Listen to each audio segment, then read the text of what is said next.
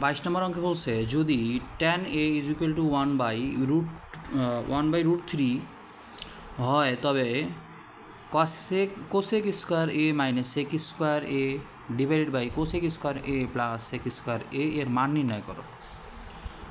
মান নির্ণয়ের সমাধানটা এরকম হবে যে যদি tan a এর মান দেওয়া আছে 1/√3। ওকে থাক, এটা কোনো অসুবিধা নয়। তাহলে এখন আমরা কি করব,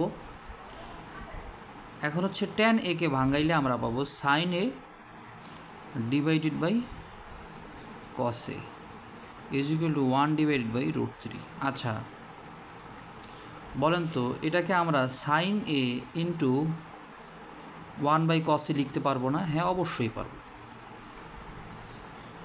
এটা লিখতে পারি। এইটা হয়তো বা আমি একটু অ্যাডভান্স আগাইলে এরকম লিখতাম না, কিন্তু আপনাদের বোঝার সুবিধাতে এটা লিখলাম, এটা লেখা যায়। এরপরে সাইনে মানে কি, সাইনে মানে হচ্ছে 1/cos a into 1/cos a মানে কত, sec a is equal two আমি লিখবো 1/√3। Okay that's fine. যদি তাই হয় তাহলে কিন্তু আমি এইখানটাতে কি করতে পারি, এটার সাথে গুণ করে লিখলে sec a আর cosec a is equal to 1/√3। Okay ঠিক আছে, এতটুকু পর্যন্ত আমি ঠিকঠাক রাখলাম। এখন বিষয়টা হচ্ছে কি, বিষয়টা হচ্ছে তারা আমাদেরকে কি বের করতে বলছে সেইটা দেখতে হবে। তারা আমাদেরকে বলছে যে আমরা মানটা বের করব কোসেক স্কোয়ার সেক স্কোয়ার, মানে এইগুলোকে আমার স্কোয়ার করতে হবে, স্কোয়ার টার্মে পরিবর্তন করতে হবে। এগুলোকে আমার কি করতে হবে, স্কোয়ার টার্মে পরিবর্তন করতে হবে। ঠিক আছে, যদি স্কোয়ার টার্মে পরিবর্তন করি তাহলে আমি এইটার উপরে স্কোয়ার দিব, এইটার উপরে স্কোয়ার দিব, এইটার উপরে স্কোয়ার দিব, এইটার উপরে স্কোয়ার দেবো। ঠিক আছে, মানে অল স্কোয়ার করতে হবে। এরকম স্কোয়ার নিয়ে আসতে গেলে এই পাশেও বাম পাশেরগুলোতেও স্কোয়ার করতে হবে, ডান পাশেরগুলোতেও স্কোয়ার করতে হবে। ঠিক আছে, স্কোয়ার করে দিলে তাহলে আমরা বাকি থাকতেছে হচ্ছে sec square A divided by cosec square A সমান সমান 1/3 থাকতেছে আমাদের। ঠিক আছে, স্কোয়ার রুটের উপর স্কোয়ার করলে সেটা 3 হয়ে যায়। কেমন?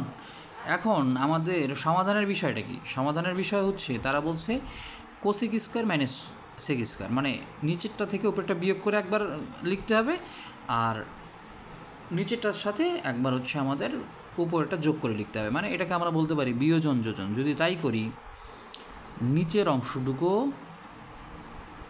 কোসেক স্কোয়ার এ মাইনাস উপরের অংশটুকু, এটা করব তাই না?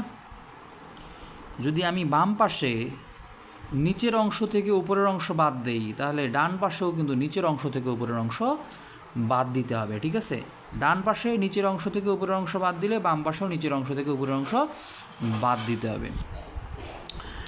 এবার নিচের অংশ থেকে প্রথমের অংশ আমি যোগ করব। যদি যোগ করি বাম পাশে তাহলে ডান পাশেও আমাকে কি করতে হবে, নিচের অংশের সাথে উপরের অংশ যোগ করে লিখতে হবে। যদি তাই হয় তাহলে এইটার মানটা কত বেরোইল বলেন তো? এটার মান বেরোচ্ছে উপরে 3 থেকে 1 বাদ দিলে 2, নিচে হচ্ছে 3 আর যোগ 1 সমান সমান 4। তাহলে হচ্ছে আমাদের হাফ। এটাই হচ্ছে আমাদের অ্যান্সার।